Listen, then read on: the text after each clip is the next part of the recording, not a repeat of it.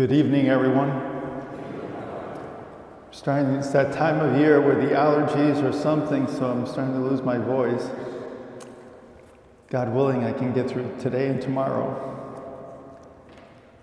Well, my dear brothers and sisters, it's amazing how much a week can change. I had so many people come up to me and say, "Are you going to say something about Charlie Kirk?" I think, like always, we can definitely say things about tie the gospel, tie the readings in to the reality that we live in the world. No matter how long ago these things happen in the gospel, in the Bible, you can easily tie them into current events. The first thing that you realize in the first reading is that life is not a walk in the park. Life is not a walk in the park. It is a journey through the desert. 40 days, 40 years in the desert.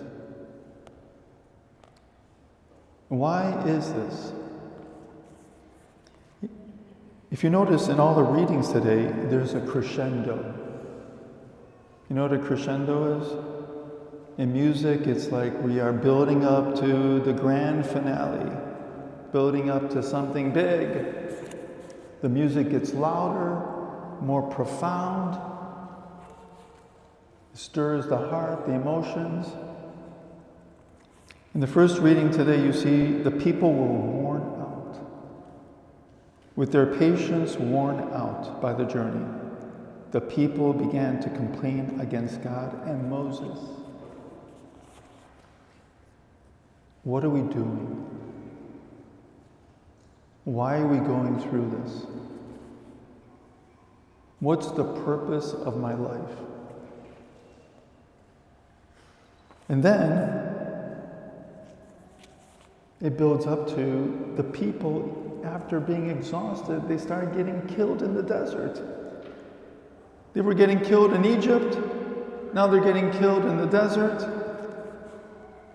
But God always brings His grace into every circumstance. And from then on, Moses tells them, build a serpent made out of bronze, and anyone who's ever bitten, lift up the serpent like this, and whoever looks at you will be saved.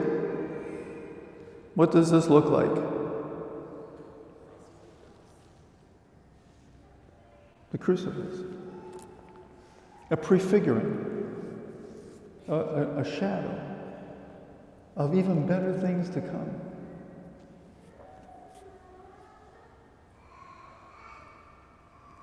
But the first lesson is this: life is not a walk in the park, it's walking through the desert. Don't get distracted. Focus on your mission in life. Don't let any distractions cause you to deviate from your mission. The Jewish people had to go through the desert so that they would not be distracted. What are the Egyptians thinking now? I wonder if they're going to be coming after us. I wonder what's going to happen when we get to the promised land. I wonder this, I wonder that. What's going to happen here or there? I wonder what people think of me.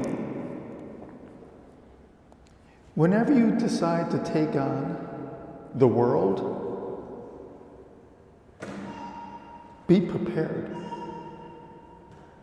Don't let anything distract you. The bad guy isn't going anywhere. The evil that exists in the world isn't going to disappear. So get ready to fight. Get ready to be strong. You think you can run away from stress You think that you can run away from evil? Christ without a cross does not exist. Christ without the cross does not exist.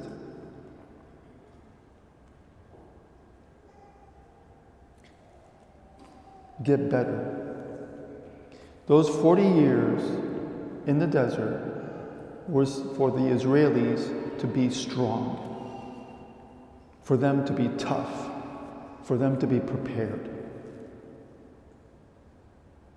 And the Jewish people have gone through a lot, even today. You know why? Because they learned a good lesson. They learned a good lesson when they got to the Promised Land. They learned a good lesson in the 1940s with the Holocaust. Evil is not going to disappear, so be strong and get ready.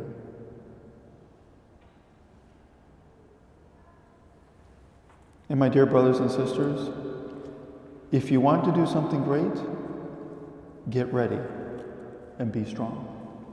Especially if you want to help form an entire new generation of people that seem to be lost, seem to not know the difference between right and wrong, even the most common basic ideas of right and wrong.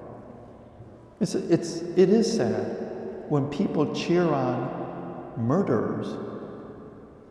It is sad. How did we get to this point in our life?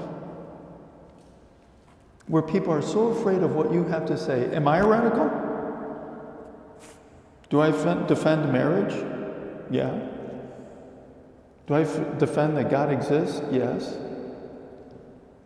Am I going to be considered a radical in 10 years, in 20 years? Today? Well, if you try to silence your critics by killing them, it's not going to happen. It's not going to happen. Ideas will always be there. When people call you a fascist or a Nazi, you don't even know history. Nazis, fascists, communists killed people. It wasn't their ideas that won over the day. It was the fact that they intimidated people. They killed people. Nazis killed people. Fascists killed people. Communists killed people. It wasn't their ideas that won over the crowd. They had to kill people in order to win.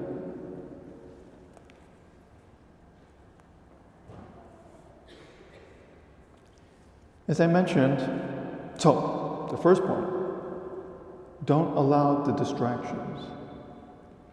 What are you doing? What are you hoping to achieve?